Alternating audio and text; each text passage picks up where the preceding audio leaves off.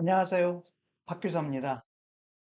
제가 지난주에 AI와 챗GPT를 활용한 병원 관리란 주제를 가지고 학술대회에서 발표를 했습니다. 그리고 마침 그 발표를 동영상으로 녹화한 부분이 있어서 이 부분을 여러분들과 공유하고자 올리게 됐습니다. 그런데 촬영 과정에서 앞부분 한 너댓 장 정도가 촬영되지 못한 부분에 대해서 제가 추후에 추가를 해서 같이 올리게 되었습니다. 그래서 앞부분에서 몇 페이지 매끄럽지 않게 된 부분에 대해서는 양해를 구합니다. 저는 회계법인이나 계리법인을 통해서 기업에 대한 컨설팅을 많이 해왔습니다. 그리고 인공지능에 대해서도 관심이 있어서 몇 년 전부터는 인공지능에 대한 부분도 연구를 해서 경영 부분에 있어서 어떻게 인공지능을 활용할 수 있을지 계속 연구를 하고 있습니다. 그래서 오늘 여러분들하고 나눌 내용들은 다음과 같은 그 목차례에 따라서 말씀을 드리도록 하겠습니다. 변화의 시작, 그리고 병원 관리, 그리고 인공지능, 그리고 최근에 그 핫한 주제인 그 챗GPT에 대해서 같이 병원 관리와 연관시키면서 여러분들과 생각해보는 그 시간을 갖도록 하겠습니다. 그래서 우리 인간 외에 다른 존재와의 만남에 대해서 항상 상상을 해왔던 것 같습니다. 그리고 그 다른 존재는 아마 대부분의 분들이 외계인이라고 생각을 했습니다.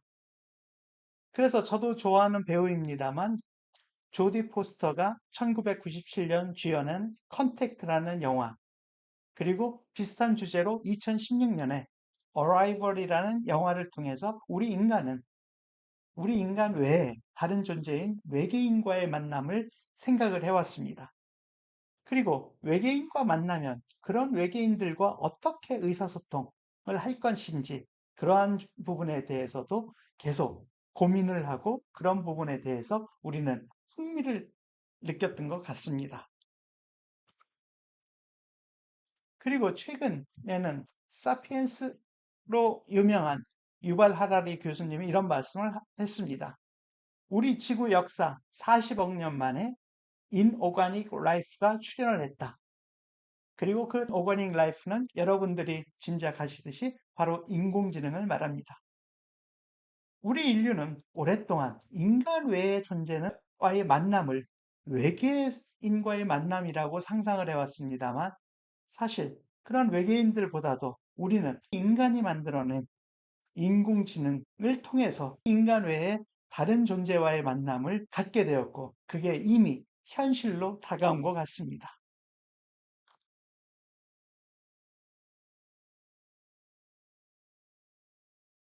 1940년, 1950년부터 그 인공지능이란 개념이 시작돼서 뭐 1차 빙하기, 2차 빙하기 이런 부분을 거쳐왔습니다만, 사실은 최근에 와서 아마 저희 오늘 이 자리도 이렇게 마련된 것이 물론 챗GPT라는 그 생성형 AI가 촉발을 시켰습니다만, 최근에 와서는 특히 한 달이 마치 10년의 그 발전 속도인 것 같습니다. 그래서 저도 이 원고를 여러분들 그 책자를 만드신다라고 해서 저도 한 5월 말까지 제가 제출하면서 그러면 그 2주 동안이 어떻게 보면 한 5년의 발전이 있을 텐데, 그래서 그런 고민을 했습니다만, 제가 다행히 또 2주 동안에 다른 강연들이 많아서 그 팔로우업을 못한 부분이 있습니다. 근데 왜 이 말씀을 드리냐면, 특히 제가 2월, 3월 달은 밤에 잠을 못 잤습니다.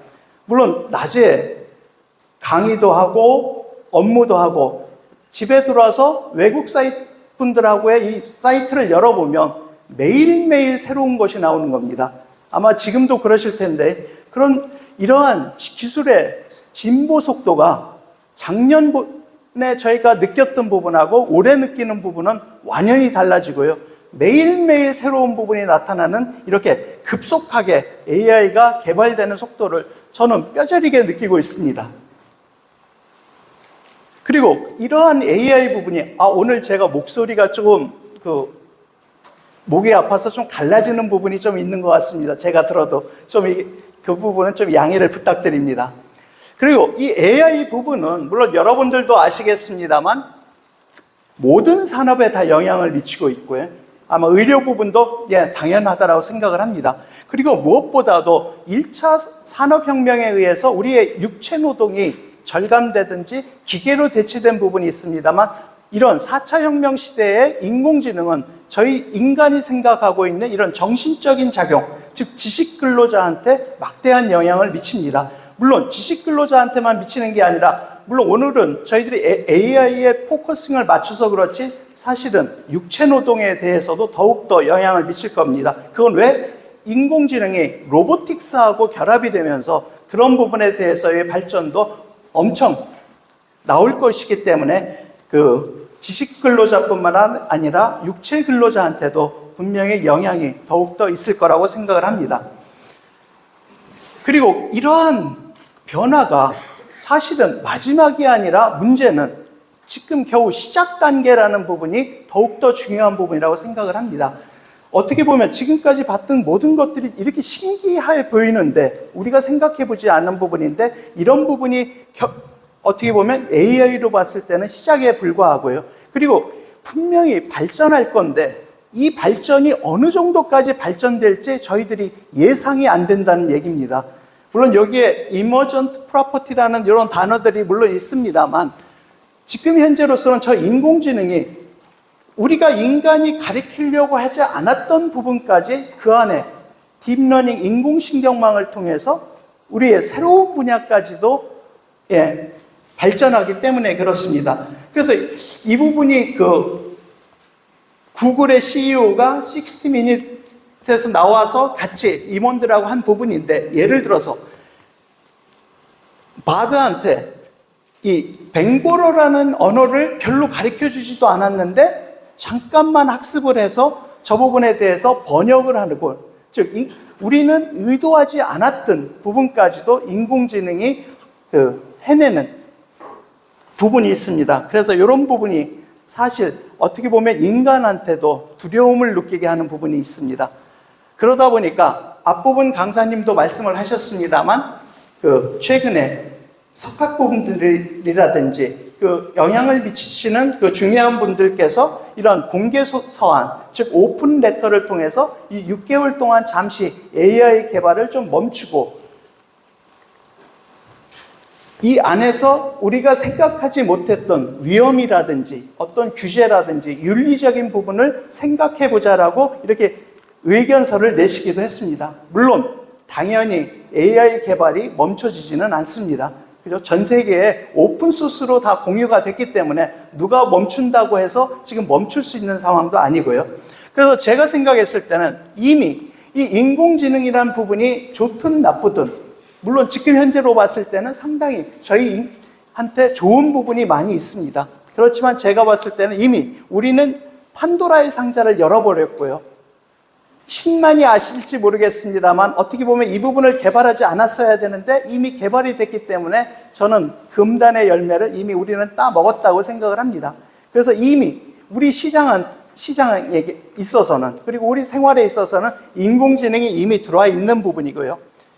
그러면 병원에 있어서는 하스피털이 됐든 헬스케어 산업이 됐든 이 AI와 손을 잡을 것인지 아니면 이 부분을 무시하고 그냥 살아갈지에 대해서 아마 고민을 하셔서 아마 이런 자리도 마련이 된 것 같습니다. 아마 해답은 당연히 손을 잡아야 될 거라고 생각을 다들 하실 것 같고요. 그럼 이러한 변화 속에서 저는 우선 병원 관리 부분에 대해서 물론 저도 병원 관리를 직접 여러분들처럼 해보진 않았습니다만 이번 강의를 통해서 저도 다시 한번 생각을 좀 해봤습니다. 그래서 이런 병원 관리라는 부분도 물론 학자라든지 또 담당하시는 분들의 역할에 따라서 약간의 정의가 다를 수 있겠습니다만 저는 오늘 강의와 연관시켜서 저는 생각해 봤을 때 이 병원 관리도 기본적으로 경영 관리라고 저는 생각을 합니다.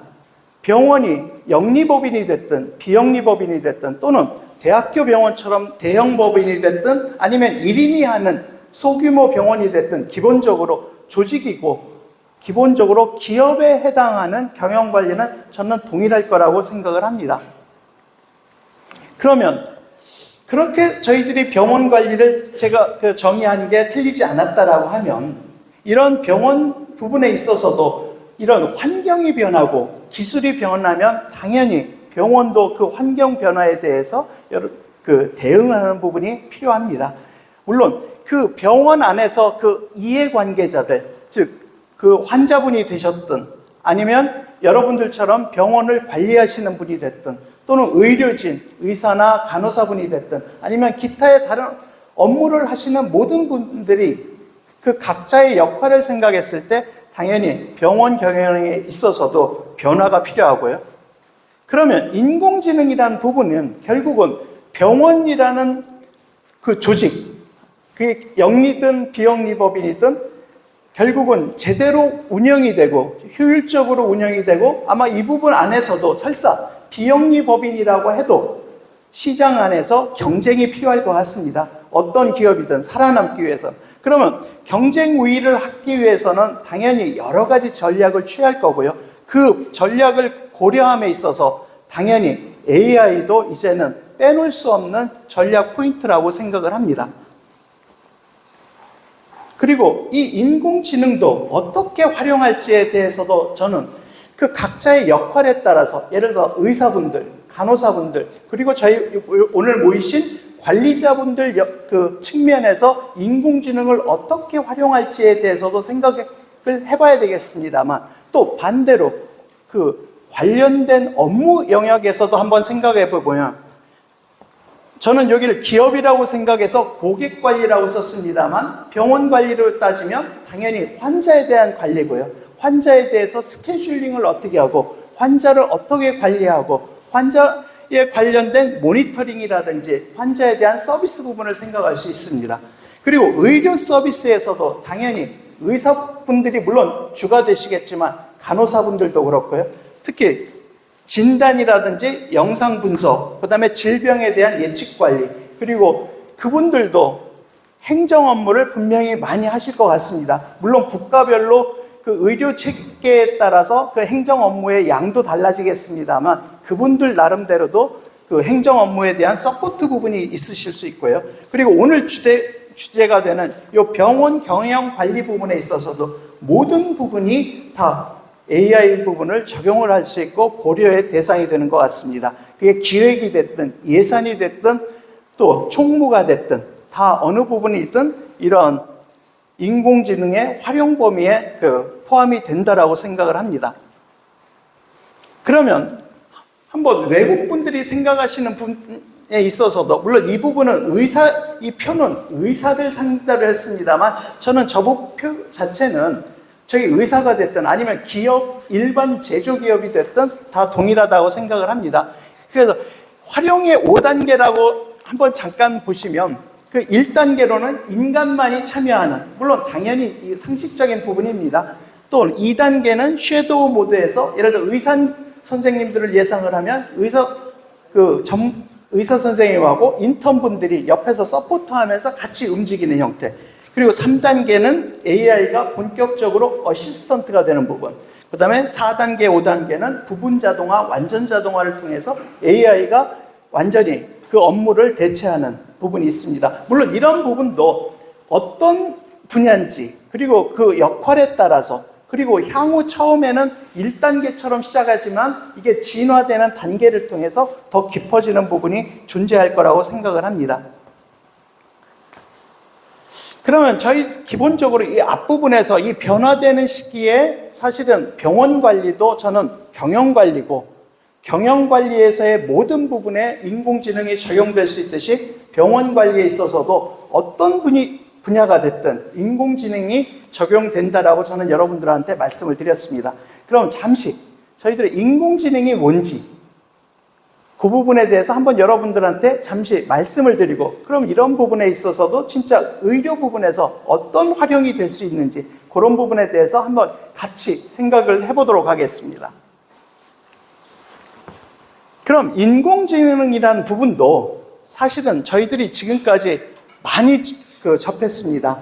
물론 다른 쪽에 예도 있겠습니다만 여러분들이 쉽게 생각하실 수 있는, 그죠? 영화 속에서 저희들이 다들 좋아하셨을 것 같습니다.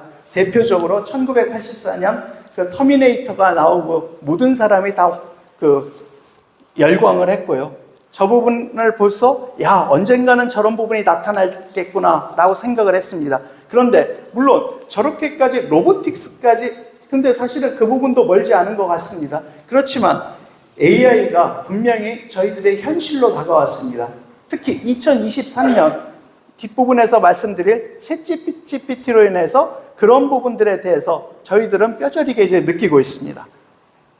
그럼 이 인공지능이란 부분이, 물론 이 학생들하고 할 때는 이 부분에 대해서 알고리즘이 어떻고 그런 부분은 깊이 들어갑니다만 저희들은 그럴 필요는 없고요. 사실은 말 그대로 지능적인 일을 인공적으로 사람이 만든 부분이 인공지능입니다. 그죠? 그래서 컴퓨터가 사람처럼 생각을 해서 어떻게 보면 지식의 역할을 하는 부분이 인공지능이 되는 부분이고요. 그럼 인공지능 부분 안에서 제가 이거 깊이 들어간다는 뜻이 아니라 기본적인 부분들을 한번 여러분들하고 정의를 같이 갖고 챗GPT로 넘어가기 위해서 한두 가지만 제가 같이 공유를 해보고자 합니다. 이 인공지능 분야는 크게 봤을 때 머신러닝이라는 부분이 있고 그 머신러닝 안에 이렇게 딥러닝이라고 하는 부분이 존재를 합니다. 그러면 이 머신러닝이라고 하는 부분은 말 자체로 봐셔도 기계학습입니다. 여기서의 기계는 물론 당연히 지금 컴퓨터입니다. 그죠? 컴퓨터가 학습을 해서 사람 대신에 지적인 일을 하는 부분이고요. 그런데 이런 부분에서 한번 보시면 전통적인 프로그램은 지금까지 입력 데이터를 주면 어떤 내가 원하는 바에 출력을 내보내는 이런 경우에 전통적인 프로그램에서는 당연히 이 알고리즘을 만드는 게 지금까지의 프로그래밍이었습니다. 그런데 이 머신러닝 쪽에서는 용어에서도 그렇듯이 학습을 해서 프로그램을 하는 부분이기 때문에 입력 데이터와 출력 데이터를 넣어주고 그래서 기계가 학습을 해서 밑에 있듯이 알고리즘을 만들어냅니다. 결국은 어떻게 보면 챗GPT도 결국은 입력 데이터와 출력 데이터의 데이터를 줘서 만들어낸 알고리즘입니다. 저 알고리즘이 제대로 교육이 될수록 많은 일을 효과적으로 할 수 있기 때문에 입력 데이터라든지 저런 데이터의 중요성이 커지는 부분이 있습니다. 그래서 이런 머신러닝의 개념이 기존에 저희들이 생각했던 사고의 체계하고 달라진 부분이 있고요. 그럼 머신러닝 안에 보시면 물론 이 부분을 지금 제대로 하자는 뜻이 아니라 제가 드리고 싶은 말씀은 이 기계학습에 물론 지도학습, 비지도학습, 강화학습이라는 부분이 있습니다만 저는 이 밑에 있는 부분, 이 기계학습을 통해서 예를 들어서 이 분류의 문제라든지 회귀, 이 회귀라고 써 있습니다만 이거는 미래를 예측하는 부분으로 생각을 하시면 됩니다. 근데 이 부분이 왜 중요하냐면 저희들이 의사 선생님이 엑스레이를 보고 판독을 하고 이 사람은 병에 걸렸구나 안 걸렸구나 이런 부분은 결국은 분류의 문제입니다. 그죠? 병에 걸렸는지 안 걸렸는지 그 부분이 바로 이런 클래시피케이션 분류의 문제고요. 그 다음에 어떤 환자가 병이 발병할 확률이 몇 %인지 또는 이 환자가 예를 들어 그러시죠. 암에 걸리면 6개월 내에 사망할 것 같다. 이것도 다 예측입니다. 그죠? 그리고 인구 부분에 있어서도 사망률 같은 부분들도 다 예측이고요. 결국은 저희들이 인간이 하고 있는 대부분의 일들은, 지적인 일들은, 그러니까 의료 부분뿐만 아니라 경영도 그렇고 경영의 의사결정도 다 동일합니다. 그 대상이 예를 들어 제조업이냐 아니면 금융이냐 의료냐 그 차이만 있는 거지 기본적으로 대부분의 하는 일들이 어떤 부분을 분류하고 또는 미래를 예측하는 부분입니다. 그죠? 저희들도 예를 들어서 환자가 향후에 얼마만큼이 들어오실 건지 그런 부분도 다 예측이고요. 결국은 우리 지적인 노동 그리고 업무하는 부분은 크게 봤을 때는 그 근간을 깔고 있는 거는 저 분류와 예측입니다. 그래서 저런 분류 예측이 결국은 뭐냐면 지금까지는 우리 사람이 해왔는데 앞으로는 저런 부분을 기계가 하고 경우에 따라서는 사람이 하는 것보다 기계가 하는 게 더 빠르고 더 정확하다는 게 바로 핵심인 부분인 것 같습니다. 물론 추후에 아마 여러분들 그 뉴스나 매스컴에서도 보시면, 그리고 앞부분에 강사님도 얼핏 말씀하고 지나가셨는데, 챗GPT라고 하는 부분도, 물론 저희가 오늘 저 강화학습을 깊게 하진 않겠습니다만, 저 챗GPT도 결국 이런 reinforcement learning 플러스 human feedback, 아까 지금 사람이 피드백을 넣어준 거죠. 그래서 아마 신문에 보시면 RLHP라고 하는 부분이 reinforcement learning human feedback, 결국 챗GPT도 이러한 기계학습의 한 가지 방법에 의해서 그 알고리즘이 나왔다라고 보시면 되실 것 같습니다. 그러면 잠시 이 머신러닝이라고 하는 큰 범주 안에 딥러닝이라고 하는 부분이 있습니다. 당연히 챗GPT를 포함해서 지금 나오는 대부분의 모델들은 이런 딥러닝에 의해서 나옵니다. 그래서 제 딥러닝을 깊이 들어가자는 뜻은 아니고요. 이 딥러닝의 가장 중요한 특징은 인공신경망을 썼다는 얘기입니다. 그 모델 안에.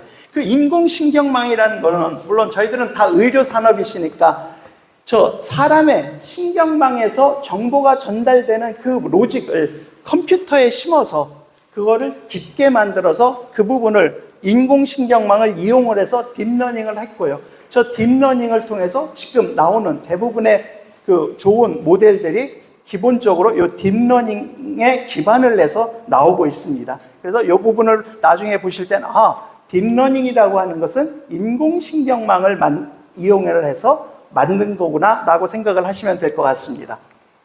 그러면 기초적으로 저희들이 인공신경망에 대해서 잠시 살펴봤고요. 그러면 다시 저희들이 현실로 돌아와서 이런 인공지능의 사용에 있어서 이 AI가 저희들 삶에 이제 깊숙이 들어왔습니다. 그러면 이런 부분에 대해서 지금 보시면 수많은 책과 신문, 매스컴이 다루고 있는데, 저도 그 중에서 하나 4월 달에 나온 뉴욕타임스에서 35가지의 방법, AI를 활용하는 이 부분에 대해서 잠시 한번 말씀을 드리겠습니다. 이거 35가지를 깊이 보기 전에 기본적으로 외국 분들도 어떻게 생각하냐면 지금 나온 AI는 외계인과 협업하는 것 같습니다. 또 모든 것이 훨씬 더 쉬워졌습니다. 그리고 인턴을 고용한 느낌입니다. 저도 분명히 그렇습니다. 저도 제 일에 진짜 한 명, 두 명의 사람을 고용한 것 같습니다. 저는 진짜 활용을 하고 있습니다. 제 모든 일에. 그리고 예전에 30분 정도 걸리던 글쓰기가 예를 들어 1분 정도 끝납니다. 그리고 저는 무엇보다도 중요한 게 제일 마지막에 있는 거. 정말 재밌습니다. 해보시면. 저도 저것 때문에 2월, 3월 달에는 밤잠을 못 잤습니다. 다른 일 다 끝내고 밤 12시에 저 관련된 사람들하고 SNS로 관련된 사람들하고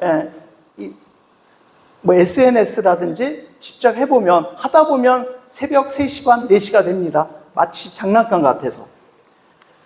그러면 이 뉴욕타임스에서도 물론 이 35개의 아이템을 말했습니다만 사실 이 부분은 우리가 일상생활에서 업무에서 하는 대부분의 일들이 다 커버가 됩니다. 물론 뒷부분에서도 말씀드리겠습니다만 진짜 깊은 지식이라든지 추론해야 될 것은 아직 못 쫓아옵니다. 대부분 예를 들어 정원계획, 운동계획, 식사계획 이렇게 단순한 부분들을 챗GPT가 누구보다도 잘하는 부분이 있고요. 깊이 추론해야 되는 부분은 아직은 못 쫓아오는 것 같습니다. 어쨌든 이렇게 인공지능은 다양한 부분에서 이미 사용이 되고 있고 무엇보다도 해보시면 진짜 재미있습니다. 장난감처럼. 그러면 잠시 이런 인공지능 부분에서 외국 분들도 어떻게 생각을 하셨는지, 물론 우리나라에 서베이된 자료가 있으면 제가 그걸 가져왔을 텐데 그런 부분은 제가 발견하지 못해서, 그리고 2021년이기 때문에 챗GPT가 나오기 전에 서베이 부분입니다.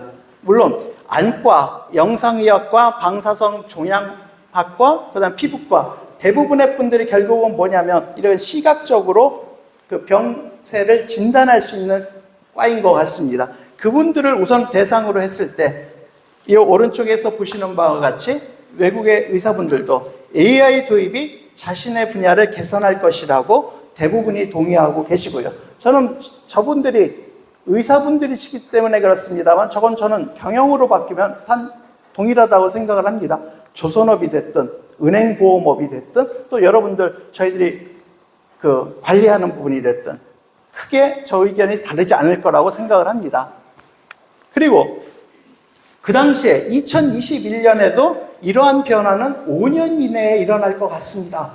근데 지금 2023년이니까 물론 챗GPT가 마지막이 아니라 겨우 시작입니다만 이러한 큰 변화가 사실은 이 설문이 있고 2년 만에 벌써 우리한테 다가온 부분이 있습니다. 그리고 AI 부분에, 의료 부분에 AI를 어떻게 사용할지 물론 2년 전입니다만 당연히 예상하는 대로 질병의 검진이라든지 진단의 의사결정에 대부분 사용할 수 있고 저 부분에서 인간보다 더 나을 거라고 기대를 하고 있는 부분이 있습니다. 저는 이런 부분이 경영에서도 저는 동일하다고 생각합니다. 예를 들어 회계 같은 부분에 있어서 질병 검진이지만 회사의 부정이라든지 또는 회사가 잘못되고 있는 부분에 대한 사전 예측이라든지 이런 부분이 결국 검진에 해당이 되고요. 진단 의사결정도 어떤 기업이 됐든 향후에 그죠? 어떤 의사결정을 하면서 어떤 정보를 누군가가 이게 서포트해 준다라고 하면 그 부분이 AI가 다른 부분보다 더 잘할 수 있는 부분이기 때문에 이 추세는 단지 의료 상품을 갖다 놔서 그렇지 저 부분을 다 바꾸면 저는 어떠한 산업이든 동일하다고 생각을 합니다. 그리고 그 당시에 그 서베이에서도 AI의 잠재적 장점은 뭐냐 그랬을 때 당연히 여기에서도 검진을 잘할 거다. 검진에 대해서 그 고객한테 더욱더 좋은 서비스를 제공할 거다. 그리고 진단의 신뢰도도 더 높일 것 같다. 저런 부분도 물론 그 의학 분야에 따라서 다르겠습니다만 저는 분명히 그 비전 부분 그죠? 컴퓨터 비전 부분에 해당하는 부분은 분명히 인간보다도 더 잘하고 더 빨리 할 거라고 생각을 합니다. 그리고 무엇보다도 세 번째, 의사뿐만 아니라 모든 업무에 있어서 시간을 단축해주는 저도 아까 말씀드렸습니다만 저는 구글, 그 다음에 물론 유튜브, 그 다음에 최근에 챗GPT, 바드 이 부분으로 인해서 저는 솔직하게 그 사람 인턴보다 저 부분이 저한테 도움을 더 많이 주고 있고요. 저는 실제적으로 제 머릿속에서는 솔직히 그 조직으로 하나의 회사를 저는 지금 하고 있다라고 생각을 합니다. 실제적으로도 그렇고요, 활용이. 그리고 물론 이게 제 외국 연구하고 제 연구가 같이 들어가 있습니다만 물론 저도 병원 의사 선생님들이 하신 연구를 갖다가 괜히 제가 잘못해서 갈 수도 있기 때문에 그렇지만 이런 사망률 예측도 분명히 기업 입장에서 보면 주가의 예측 또는 고객 수요에 대한 예측, 그죠? 또는 재고 관리에 대한 예측, 병원도 마찬가지실 겁니다. 관리하실 때, 그죠? 그런 예측은 동일합니다. 그리고 의사 선생님이 하신다라고 해도 의사 선생님도 논문을 쓰시든 아니면 어떤 그 통계를 질병 통계를 하시든 당연히 이 예측의 로직은 동일합니다. 그런데 기존의 사망률 예측 같은 경우도 물론 요 안에 있는 복잡한 부분을 제가 설명드리려고 하는 말은 없고요. 핵심만 말씀을 드리면 기존의 사망률 예측, 즉 연구 같은 부분에 있어서도 이렇게 아리마 모델이라고 하는 것은 기존 통계적인 모델입니다. 기존 통계에서 시계열을 분석해서 어떻게 그 변화가 일어날지에 대한 예측 모델인데 이 부분이 저것처럼 인공신경망으로 가르치면 만약에 그 예측의 성과가 더 좋다라고 하면 더 이상 저런 부분에 있어서도 과거의 통계적인 방법 말고 인공신경망을 사용할 수 있습니다. 물론 이 안에서 사용한 인공신경망은 이렇습니다만 수식상으로는 그렇지만 이 LSTM이라는 모델도 아까 지금 제가 말씀드린 그러한 인공신경망을 모여서 만들어진 모델이고요. 예를 들어 그 결과를 한번 잠깐 보시면요. 여기에서 이 점선이 그 점으로 찍혀 있는 게 실제 데이터고 실제입니다. 그런데 저 파란색 부분이 기존의 통계적인 모델로 인해서 예측한 부분이고요. 빨간색이 인공신경망을 통해서 예측한 부분입니다. 그래서 물론 이 논문에서 또 보시는 바와 같이 인공신경망으로 예측한 부분이 훨씬 기존의 통계적인 모델보다 더 낫기 때문에 이런 부분이 물론 사망률 예측에 쓰였습니다만 향후에 다른 쪽, 그죠? 아까 말씀드렸듯이 주가, 당연히 저희 경영학 쪽에서는 주가 예측 대표적으로 쓰이는 부분들이에요. 알고리즘 트레이닝 등이든지. 그래서 다 활용이 되실 수 있는 부분이 있습니다. 또 가격에 대한 예측 또는 수요에 대한 예측. 그리고 또 한 단계 더 나아가서 의료 부분에서도 그렇습니다만 의사 선생님들도 어떤 연구나 내실 때, 그리고 또 저희 행정관리 측면에서도 나중에 만약에 이런 모델을 써서 우리 병원의 수요 예측이라든지 뭘 하는 경우에 사실은 데이터가 부족한 부분이 많습니다. 그러면 그런 경우에 있어서도 이런 인공신경망이나 컴퓨터 사이언스 쪽에 생각하는 이렇게 데이터를 증강시키면 훨씬 기존에 했던 것보다 더 증가되는 부분들이 있습니다. 예를 들어서 저희들 사망률 데이터도 보면 예를 들어 100년간의 사망률 데이터가 있다라고 하면 아마 일반적인 다르신 분들은 그럼 데이터가 엄청 많겠구나 그렇게 생각하실 수 있습니다. 그런데 100년치라고 해봤자 국가에서는 사망률을 연사망률로 발표하기 때문에 겨우 100개밖에 안 됩니다. 그죠? 그렇지만 실제적으로는 사망이 분 단위로도 일어날 수 있고 또는 뭐 시간 단위로도 일어날 수 있습니다. 그럼 그러한 부분들을 예를 들어 생각을 바꿔서 이렇게 데이터를 중간에 도메인 날리지, 즉 의료 지식이라든지 아니면 이게 의료가 아니라 다른 저희들 관리하시는 포인트가 된다라고 하면 그런 부분을 통해서 저렇게 데이터를 증강시키면 훨씬 그 결과들이 더 나아집니다. 예를 들어 참고로 보시면 이 파란색이 실제 사망률이고요. 이 노란색이 어떻게 보면 인공신경망을 그냥 연 단위로 썼습니다. 그런데 데이터를 더 많이 주는 경우에 이렇게 밑에 실제 사망률하고 더 가까워집니다.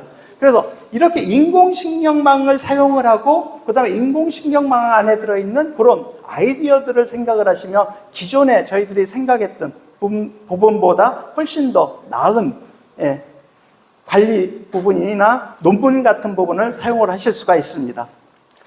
그래서 요는 다시 돌아와서 저희들의 병원 관리라 뭐 이런 인공지능을 말씀을 드렸습니다만 잠시 이제 또 중간에 한번 소개를 맺으면 경영에서 모든 부분에 AI가 적용이 됩니다. 예를 들어 저도 앞부분에서 말씀드렸듯이 병원도 기업 또는 조직이라고 생각을 하고 있고요. 그 안에서 병원의 오퍼레이션, 운영, 또 병원의 세일즈 또는 인사관리, HR, 또 각종 데이터 분석, 그리고 환자에 대한 서비스, 그죠? 모든 부분에 있어서 기본적으로 다 적용이 되고요. 사실은 저 단어 하나하나를 들어가시면 이미 기업들에서는 나름대로 다 인공지능을 지금 활용하고 있는 부분이고요. 물론 초입니다만. 그죠? 그래서 저 유저 케이스는 사실은 무궁무진 많습니다. 사실은 저도 이번 학기 강의하면서 이 표 안에 세부적인 거로 얘기하다가 두세 시간이 그냥 훌쩍 다 가버렸고요. 경영 부분에서. 그래서 모든 부분에서 다 가능합니다. 그래서 일단 인공신경망 부분을 인공지능에 대해 살펴봤고요. 사실은 저희들이 자리에 모아서 오늘의 주제가 됐던 챗GPT도 한번 제 나름대로 한번 활용 사례하고 그 시사점을 한번 여러분들하고 생각을 해보도록 하겠습니다.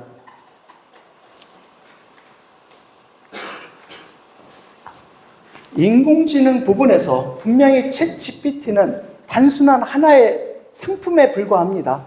그죠? 근데 저 부분 때문에 지금 모든 전 세계 사람들이 저 부분에 환호를 하고 있는 부분이 있고요. 그러면 저는 봤을 때 강자가 등장을 한 겁니다. 그것도 2022년 말에. 근데 그 당시에 제가 프로젝트를 하고 있어서 저는 2023년 초에 이 부분에 저도 열광하기 시작을 했습니다. 그래서 챗GPT의 웹사이트 방문 수도 5월 달에 보면 18억 접속하는 부분이에요. 그리고 구글 트렌드에, 제가 구글 트렌드를 저걸 왜 했냐면 사실은 지난 학기에 그 경영학부 학생들을 가리키면서 인공지능하고 머신러닝이 중요하다. 경영에서도. 그래서 그것 때문에, 그래서 외국에서도 머신러닝이나 인공지능이 관심이 많다 해서 그 당시에 어카운팅하고 이런 인공지능을 비교한 표를 했을 때는 사실 여기 보시면 이 부분들이 인공지능입니다. 그 당시에는 봤을 때 인공지능이 너무 인기감을 높아서 커졌습니다. 근데 이 안에다가 챗GPT를 넣어보니까 인공지능이나 머신러닝이 거의 없죠. 그죠? 그만큼 전 세계가 이 부분에 대해서 열광을 하고 있는 부분이 있습니다. 그래서 앞부분에서 강사님이 자세히 설명해 주셨으니까 저도 뭐 간단히 넘어가도록 하겠습니다. 물론 챗GPT, 대화하는 로봇입니다. 근데 Generative Pre-trained Transformer, 즉 Generative라는 얘기는 머신러닝이나 인공지능에서는 뭔가를 생성하는 겁니다. 그래서 GPT에서만 사용되는 용어는 아니고요. 그래서 여기에서는 텍스트, 언어를 생성하는 부분이고요. Pre-trained라는 부분은 아까 말씀드렸듯이 강화학습이라든지 휴먼 피드백을 통해서 사전에 학습한 모델입니다. 그리고 트랜스포머라는 부분은 마치 여러분 그렇게 이해하시면 될 것 같습니다. 현대 자동차도 1970년대에는 포니가 있었고 그 다음에 소나타가 나오고 지금 뭐 제너시스, 그랜저 있듯이 트랜스포라는 거는 저 하나의 모델이고요. 저 모델 내년이든 후년이든 트랜스포 모델이 아닌 다른 모델이 나올 수도 있습니다.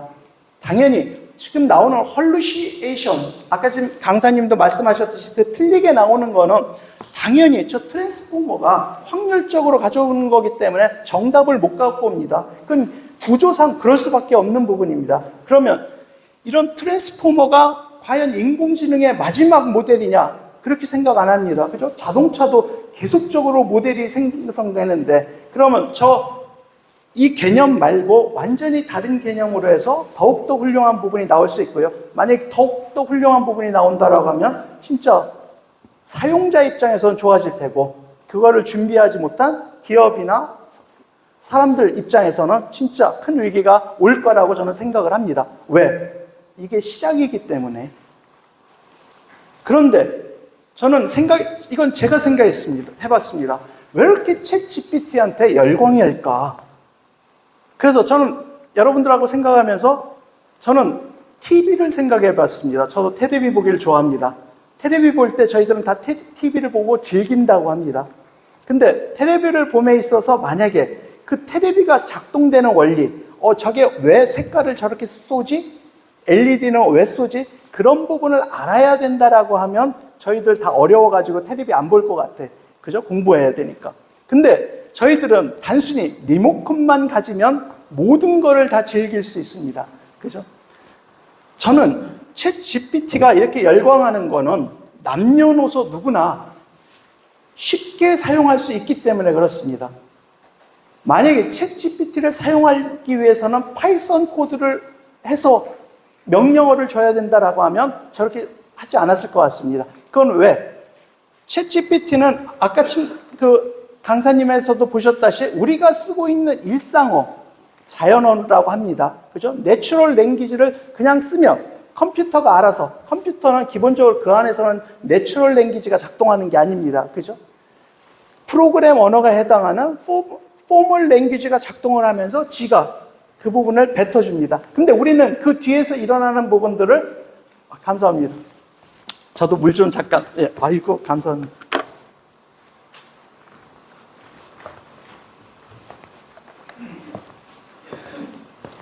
그래서 남녀노소 누구나 쉽게 사용할, 즉 컴퓨터를 켜고 끄고 그 안에 타이핑만 칠 수 있으면, 또는 요즘 핸드폰으로도 됩니다. 그죠? 핸드폰에서도 챗 GPT가 됩니다. 그러니까 누구나 사용 가능할 수 있기 때문에 이렇게, 물론 성능을 떠나서, 그죠? 성능을 떠나서 저는 열광하고 있다고 저는 분석을 합니다. 그리고 앞부분에서도 말씀을 하셨으니까 간단히 넘어가겠습니다만, 당연히 의료 부분에서도 당연히 이 챗 GPT는 다양하게 사용하실 수 있습니다. 물론 제가 이걸 쓸 수도 있겠습니다만 외국에서도 이렇게 생각을 하고 있는 부분이고요. 그런데 지금도 보면 일단 병원이라고 하면 의사 선생님들의 진단을 위주로 해서 나오기 때문에 이렇게 나옵니다만, 사실은 아까 전 병원 관리라고 생각을 하면 일반 기업의 경영 관리하고 저는 하나도 안 틀리다라고 생각합니다. 그럼 결국 다 마찬가지로 적용이 가능합니다.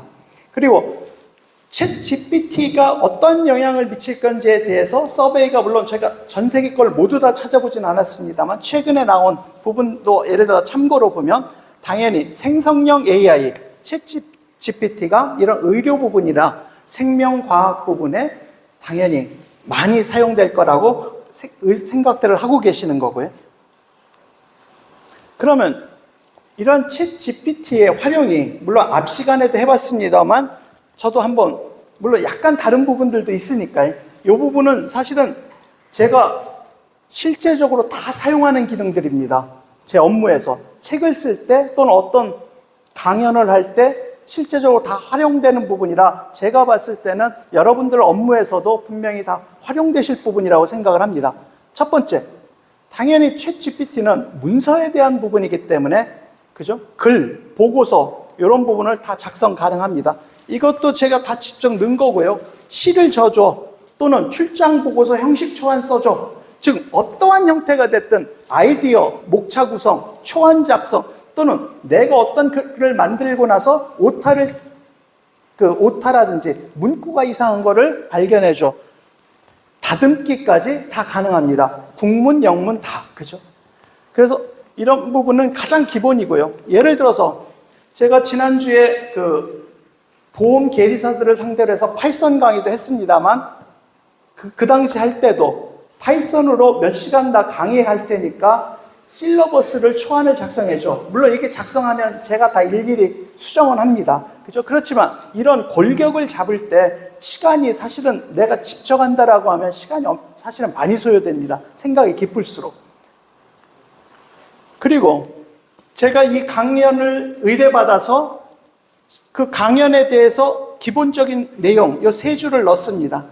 그랬더니 행사 기획을, 아까 지금 강사님도 말씀을 하시던데, 그래서 실제적으로 오늘 행사에 대해서 9시 30분부터 10시 등록 및 브레이크, 아마 거의 비슷할 것 같습니다. 대부분의 세미나들이 그러니까요. 그죠? 그래서 이런 부분.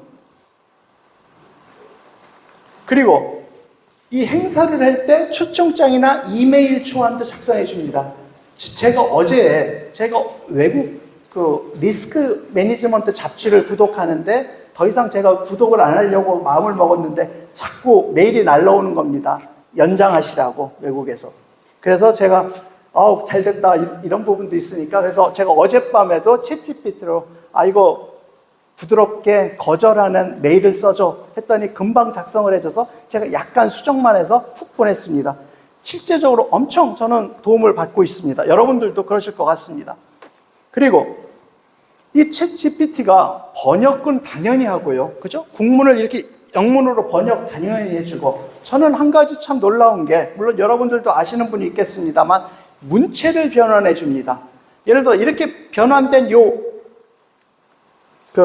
영문을 다음 페이지에서 보시는 것처럼 저는 그냥 너무 어렵지 않게 하려고 그랬습니다만 유명한 미국 작가가 쓴 것처럼 해줘 하면 문장이 바뀌고요. 예를 들어서 이런 부분들을 만약에 월스트리트나 예를 들어 이코노미스트의 논설위원들이 써주는 풍으로 써줘 하면 제가 생각하지도 못했던 단어로 이렇게 써줍니다. 문맥도 그렇고요. 그래서 이거 더 이상 쓸 수 없겠구나. 이건 진짜 내가 봐도 그 정도까지 이렇게 문체 변화를 해주는 부분이 상당한 부분이고요. 예를 들어 반대로 이거 쉬운 영어로 써줘. 플레인 잉글리시로 써줘 하면 내용, 문맥은 맞으면서 이렇게 문장 자체를 바꿔줍니다. 물론 국문에서도 그럴 것 같고요. 저는 주로 외국 쪽 걸 이렇게 씁니다만 그래서 상당히 파워풀한 부분이 있습니다. 그리고 문서 작업에 있어서도 이 앞부분에 이것도 실제 활용한 부분입니다. 저희 앞부분에 뉴욕타임스에서 35가지의 그 활용 방법을 말씀을 드렸습니다. 그 활용 방법에 있어서 제가 쓰면서 이 원문은 이렇게 당연히 영어밖에 없습니다. 그죠? 영어밖에 없는데 이 파워포인트를 기존 같으면 영문 갖다 놓고 여러분들을 위해서 한글을 번역하는 걸 제가 일일이 옆에서 한글 하면서 이 타이핑을 쳤어야 됩니다. 그러면 제가 아무리 빨리 해도 한 5분 정도는 걸릴 것 같습니다. 생각하면서. 근데 여러분들도 이거 진짜 해보셔도 됩니다. 예를 들어 옆에다가 한글 번역을 하고 가로 안에다가 영문과 병기해줘라고 딱 치면 순식간에 이렇게 쭉 나왔습니다. 그죠? 그래서 이 부분에 있어서도 실제적으로 아마 저런 그 업무도 분명히 여러분들 업무 속에서 분명히 비일비재하실 것 같습니다. 일상생활에서. 그죠? 그리고 여러분들도 병원 관리를 하시니까 저도 별의별 데이터들을 많이 다룹니다. 그죠?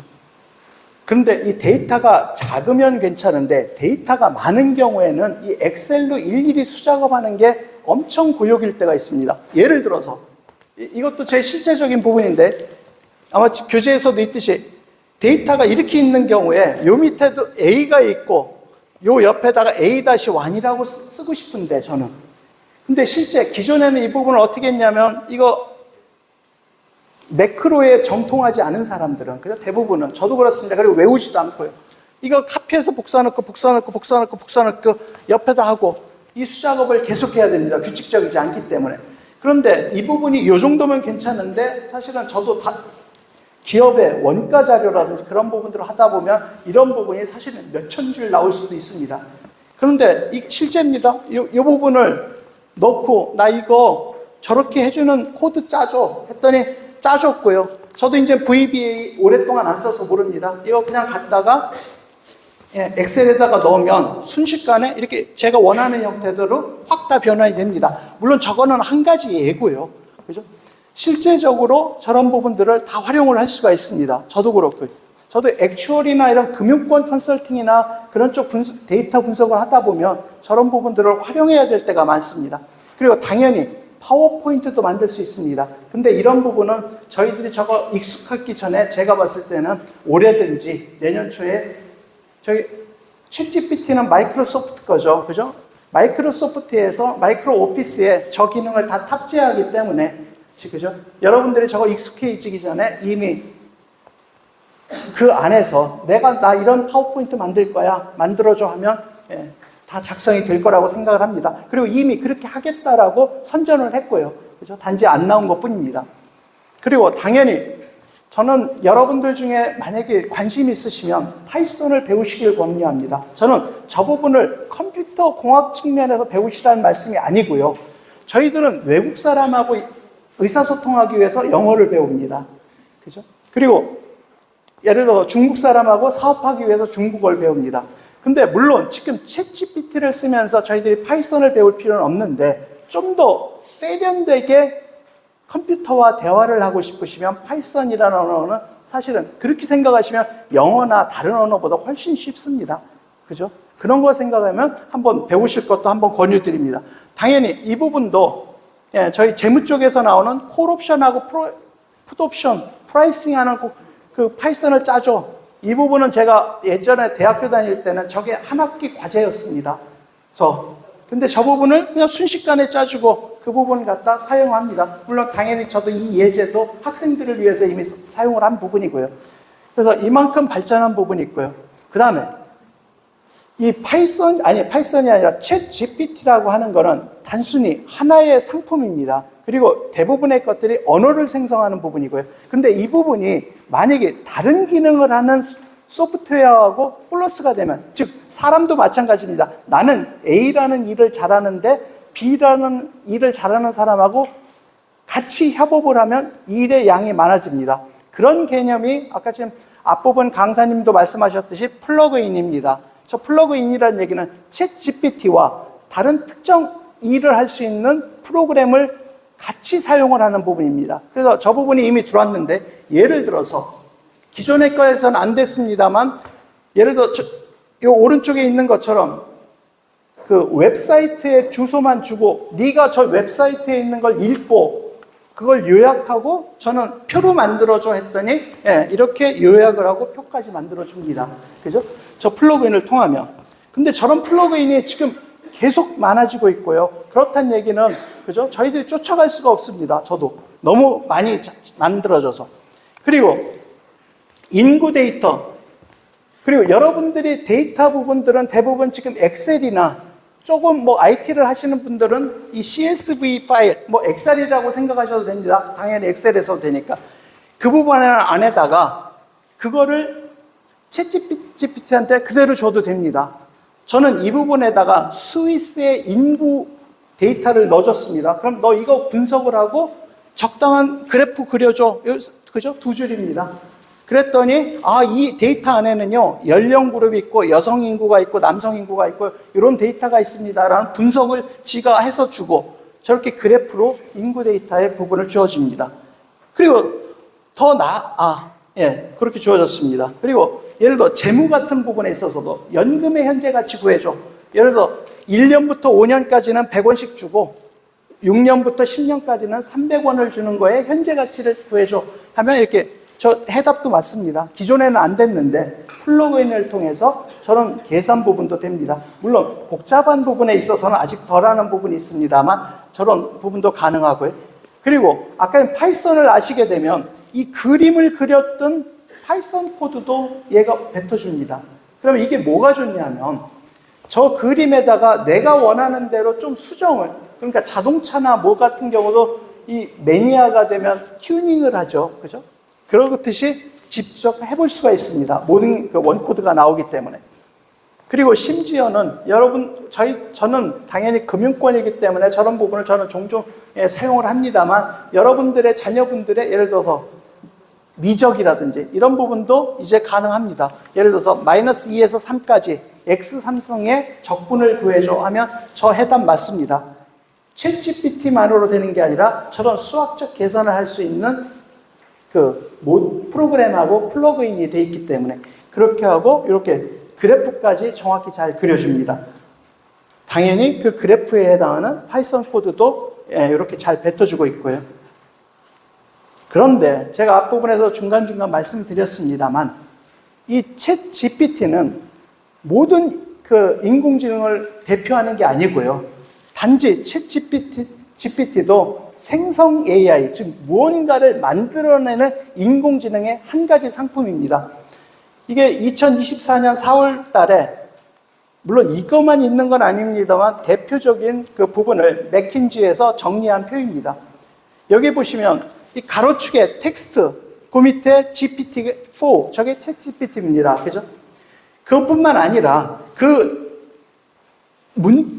자연어를 생성하는 GPT의 종류도 지금 다양합니다만 이 세로로 옆에 보시면 이미지, 즉 각종 그림이라든지 그죠? 그런 부분들을 생성하는 것 또는 오디오, 뮤직 이런 부분도 인공지능이 지금 생성을 다 해주는 프로그램이 수도 없이 많이 나와 있고요. 성능도 좋습니다. 그래서 이런 부분에 있어서도 저는 저런 부분들이 여러분들 업무하는 거에 따라서 다 적용이 가능합니다. 예를 들어 이미지 부분도 이 부분도 저도 이 코드 하나도 없이 이건 제가 직접 작성한 겁니다. 물론 지금 이게 PDF라 이 소리가 안 나옵니다만 나중에 한번 저 부분 접속을 하시면 소리가 납니다. 예를 들어서 이 모델의 사진은 제가 미드저니를 통해서 이미지를 생성을 한 거고요. 제너레이트 한 겁니다. 그죠? 그 다음에 원고 작성은 그 스크립트는 아까 강사님 했듯이 챗 GPT를 통해서 스크립트를 만들었고요. 그 다음에 목소리는 당연히 AI 목소리로 더빙을 했습니다. 그리고 저거 접속해서 한번 돌려보시면 대사에 맞춰서 자연스럽게 말도 하고 눈도 껌뻑거립니다. 움직이게 되어 있습니다. 그것도 역시 AI입니다. 단 코드를 하나도 몰라도 만들어질 수 있는 이미 단계가 됐습니다. 작년까지만 해도 저런 부분은 사실 기술적으로 외주를 줘야 한다라고 생각을 했습니다. 그래서 제 친구도 저걸 보고 나 회사 내에서 그 매뉴얼을 만드는데 매뉴얼을 설명해 주는 거를 굳이 외주 안 주고 저렇게 하면 되겠네. 됩니다. 그죠? 그래서 이런 부분에 있어서도 여러분들도 직접 해보시면 재밌습니다. 무엇보다도 신기하고 처음 해보시면. 그리고 다 작동이 되고요. 그리고 심지어는 이런 뮤직 같은 부분도 아까 말씀드렸듯이 이 소닉파이라고 하는 부분에 가셔서 물론 이런 프로그램도 지금 많아지고 있습니다. 요 한 줄만 쳐주면 이렇게 관련된 코드를 하고요. 요거 그냥 갖다가 컨트롤 V, 컨트롤 C, 컨트롤 V만 하면 저 옆부분에 제가 실제 음악이 작동이 됩니다.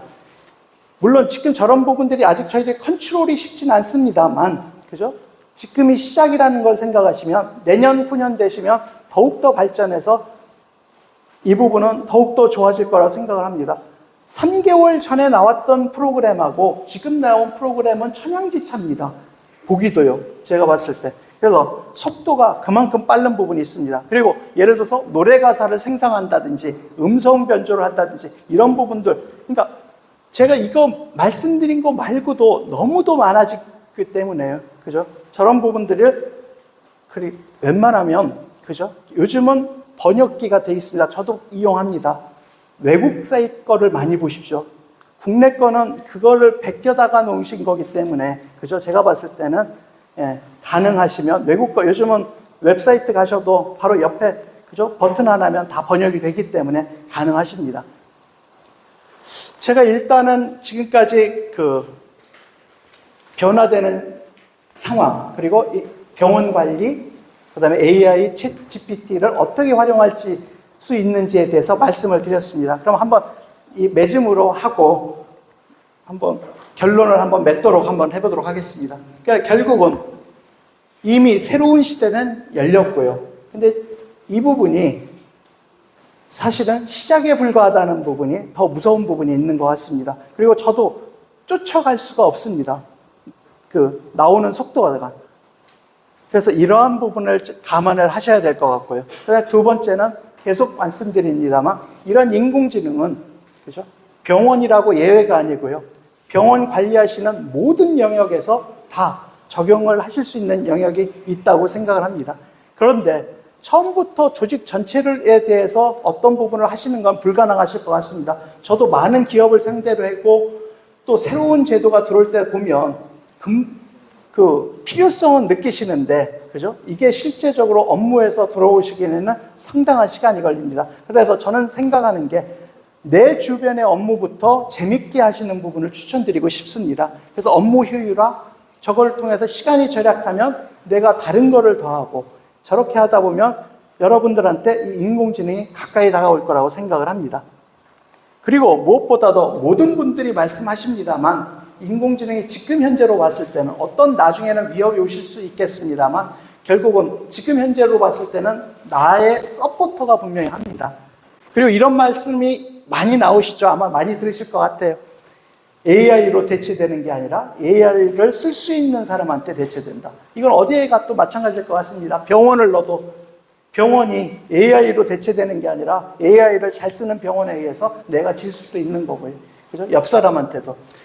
그리고 무엇보다도 저는 이게 좋은 게, 저도 이게 컨설팅이나 회계법인에 있다 보면 스태프들이 있습니다. 어떤 일을 시키면 해온 게 당연히 마음에 안 들죠. 관리자 입장에서는. 근데 일을 시키기가 껄끄럽습니다. 특히 요즘은. 그죠? 그리고 일을 시켜도 얼굴에 쓰여 있습니다. 요즘은. 그죠? 불평하는 모습이.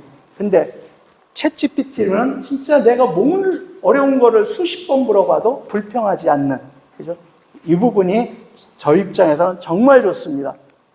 그리고 마지막으로 저는 일상생활로 진짜 저는 이 도움을 받고 있고요. 활용을 하고 있기 때문에. 그리고 AI와 친구 되기를 여러분들한테 권유드리고 싶습니다. 꼭 이게 업무라고 하면 재미가 없을 수가 있는데, 근데 하나하나 시작을 해보시면 진짜 재밌는 장난감입니다. 그리고 저희 어릴 때도 저 블록을 어떻게 썼느냐에 따라서 달라집니다. 제가 아까 챗 GPT도 하나의 모델이라고 말씀드린 건 결국은 저 블록 하나입니다. 아까 지금 플러그인이 붙는 것도 어떤 블록이 그 다음에 붙느냐에 따라서 기능이 다 달라지듯이요.